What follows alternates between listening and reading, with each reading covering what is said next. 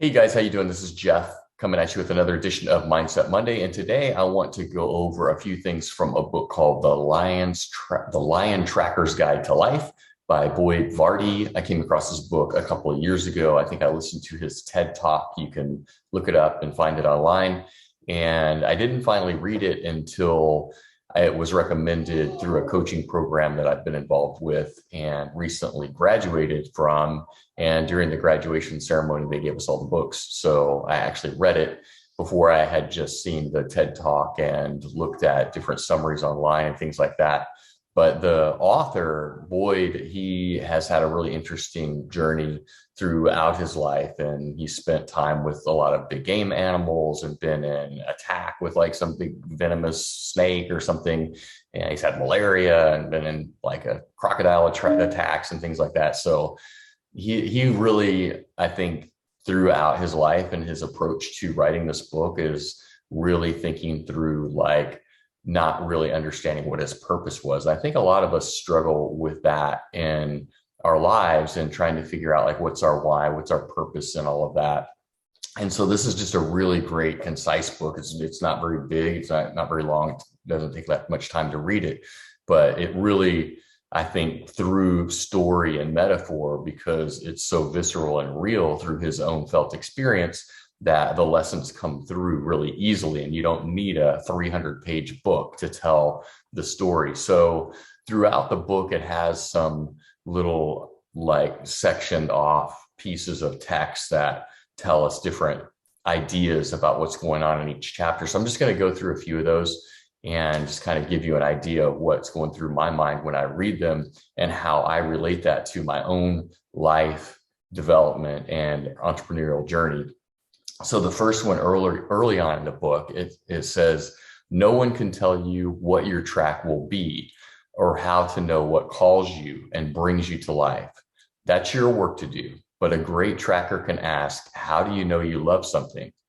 So I think in my mind, what this brings up is really just kind of avoiding other people's ideas or their, even if it's not their intention to program you in a certain way, but they're definitely affecting you by the things that they're saying and doing around you when you're younger, especially your parents, your friends, the culture of the area where you're growing up, the things that other people think is possible for you, they just kind of put that off on you, like that's all that's going to be possible for you too. And I think that in the beginning, in the earlier stages of our lives, I know I did this is I lived my life according to what I thought I was supposed to do and what other people told me was possible more than what I knew in my heart was true for me.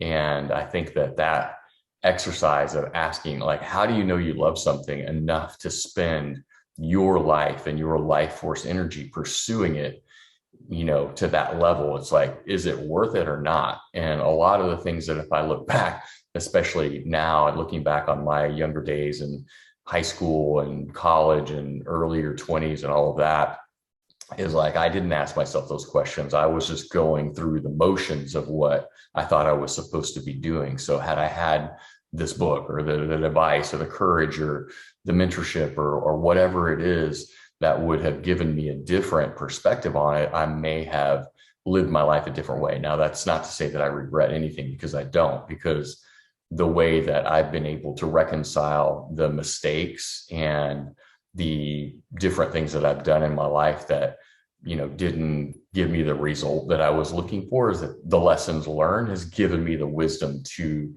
understand where I am now and to continue to learn and grow and to recognize the gifts of each one of those situations, even if they weren't fully the success, if you will, that I thought that they were going to be. They were successful in their own way. So anyway, the second one is the art of the way the tracker sees is the way he can look at the thing he has seen 1,000 times and always see something new.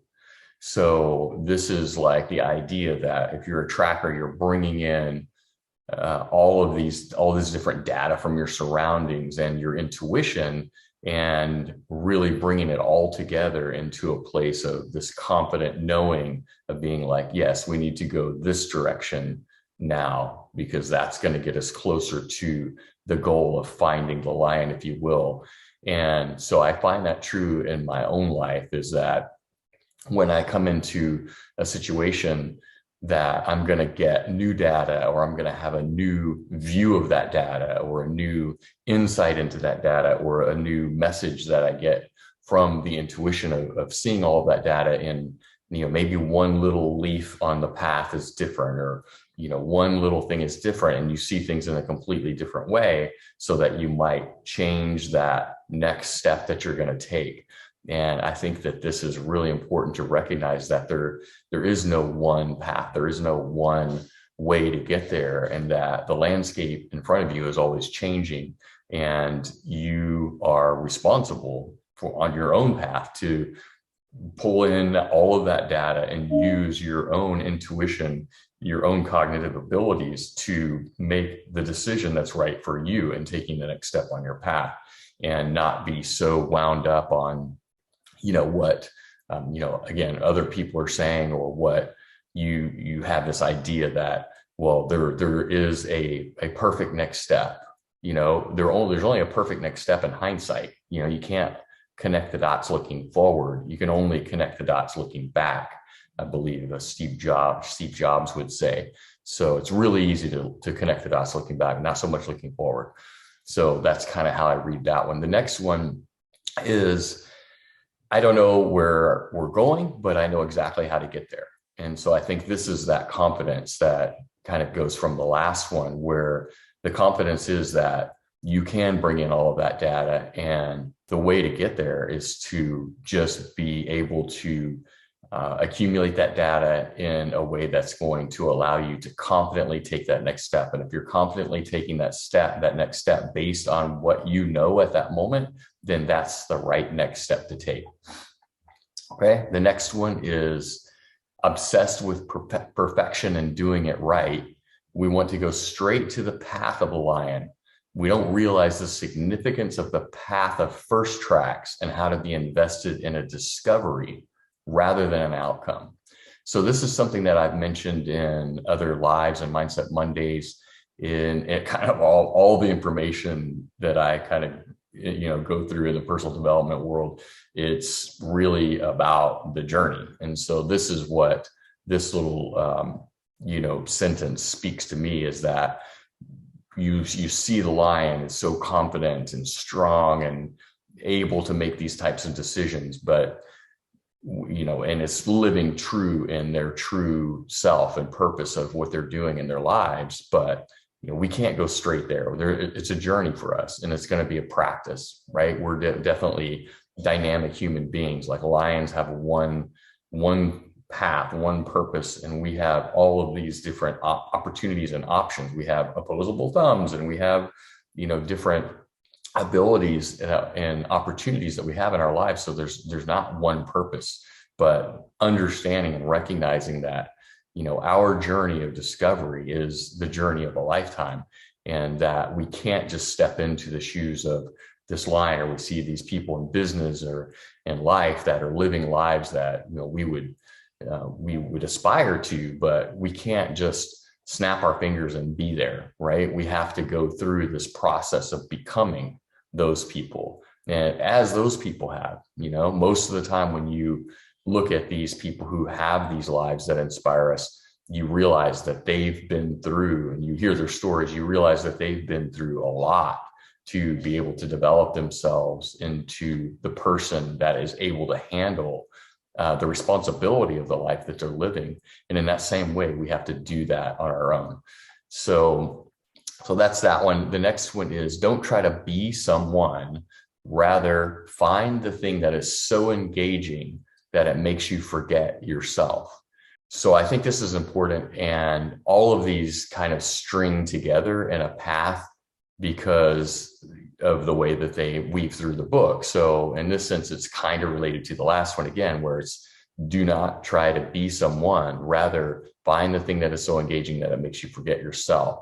So in this is what that means to me, is that, instead of just finding someone or seeing someone in the world around us and saying, "Oh, I want to be that," and trying to be exactly that person.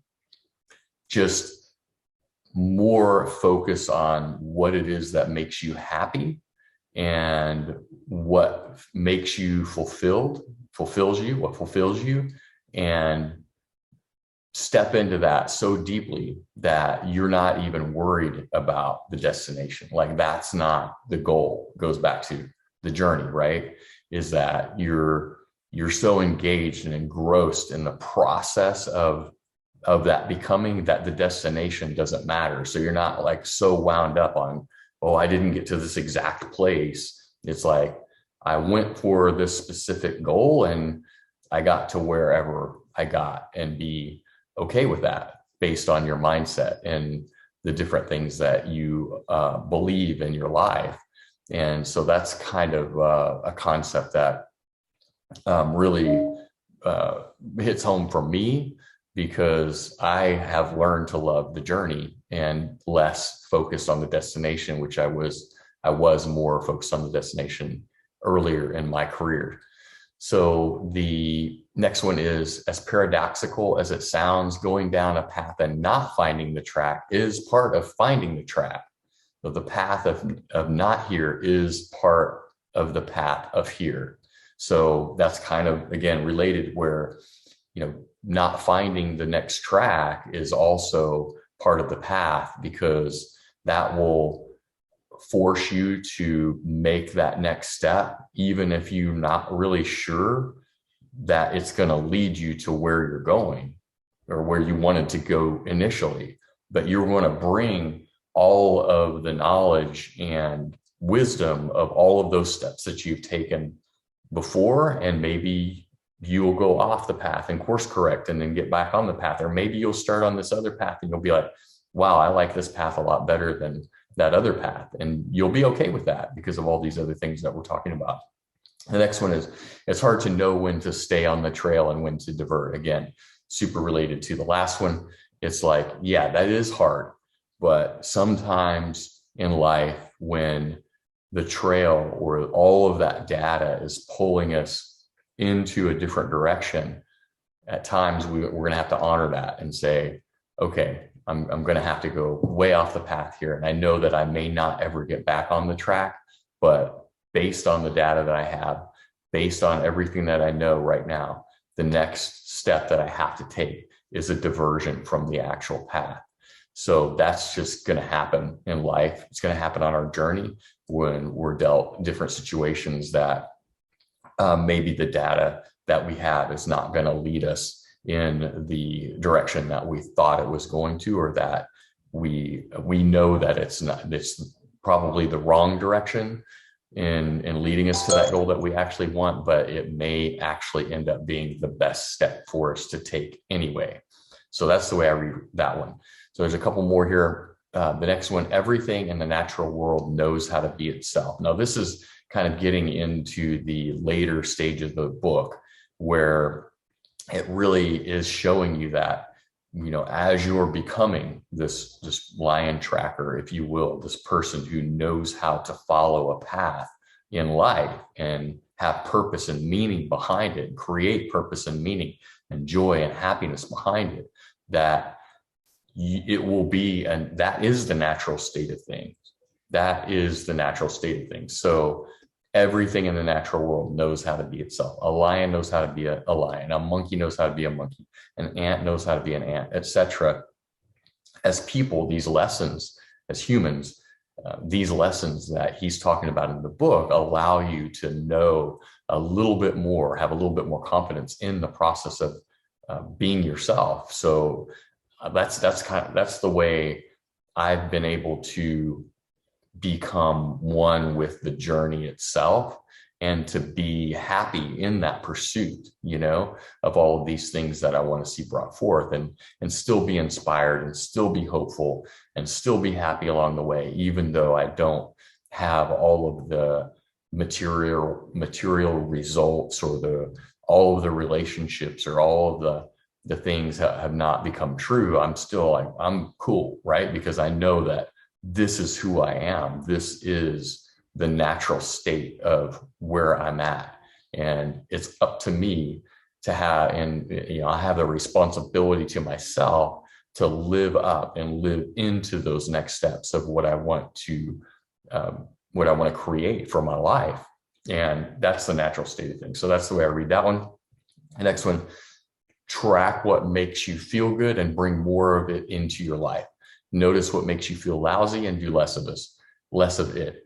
Man, this is some of the best wisdom I've ever read, really. And I've done this in my life. I had to have everything that I thought I wanted stripped away from me before I was able to recreate my life and really choose. And that was a journey of over the last 5, 6, 7 years where I was able to, pick up the pieces of the past life that I thought was going to be the right path for me, and to be like, okay, well, that stuff didn't work, and it didn't work for a reason. And now I have the opportunity to create the life that I want. So if I have the opportunity to do that, what do I want more of? And what do I want less of? And write it down, think it through, be very intentional. And that's what I've done. And I mean, I've created an amazing life. I mean, I had an amazing weekend this past weekend with community here in Austin, and just enjoying different opportunities and connection and experiences that they just light me up. I mean, it's just amazing. And when I have things like that happen, then I can be really grateful for it. And that leads me into that gratitude pulls me into the next opportunity to have even greater experiences. And so this is something that is really fundamental, but we don't always do it from the beginning. Sometimes we have to learn the lessons the hard way. And that was definitely true for me. I learned probably all the hardest way, but now that lesson is so ingrained in me. It's like, they say, if it's not a fuck yes, it's a fuck no. Right. So I'm living my life more and more that way, and sort of the fuck maybes or whatever, they have to happen sometimes. But, for the most part, it's like, if I hear somebody, come up with something that's an opportunity for me to do something, or that I want to wake up and do something in the morning, it's like, yeah, it's a fuck yes or a fuck no. And that's it. So the last one, there is nothing more healing than finding your gifts and sharing them. So I think that this is really also a very important step in your growth. And once you have some of these other things that we've mentioned along this path, this Lion Tracker's path, once you get those things in place, and this sort of, you're sitting in this place of resonance with the journey that you're on, you've created this life that you want for yourself. And then the more that you're able, you have to wait, but the more that you do that, the more that you're able to share the gifts that you found and the wisdom that you've earned by being on that path. And then the more joy that's going to bring to you, because you're helping others. And that's what I'm trying to do here in this Mindset Monday series, is share some of the things that I've learned, some of the information that comes to me, because I'm on my journey, and I continue to learn and grow in every way at all times, because that's what I believe is the true purpose of my life, is to continue to learn and grow and to share. And so that's really encapsulates the entire vision of the book, as it's wrapped up in that one sentence: there's nothing more healing than finding your gifts and sharing them. So I find that to be very healing in my own life. So that is the book, The Lion Tracker's Guide to Life by Boyd Varty. I hope you enjoyed this little rundown of some different ideas that came out of it. And I highly recommend that you buy a copy of this book and have it, on your shelf. Don't put it on your shelf, but you know what I mean? Like, have it near you so that you can refer back to it and kind of think through some of these things that it brings up, because it really is, some of the best information doesn't require a huge tome of words. Like, he boils it down into the basics of the basics, and that metaphor again of the lion tracker really brings it home, and he has the stories to back it up. So anyway, I hope you enjoyed this book review. I'm not going to do book reviews every week or anything like that. It's just these came to me the last week, the magic of believing, and this one, Lion Tracker's Guide to Life. They just kind of hit me at the right time, and that's why I shared them. So I will see you on the next one. I hope you guys have a good week and go get some wins, and we'll see you on the next one. Take care.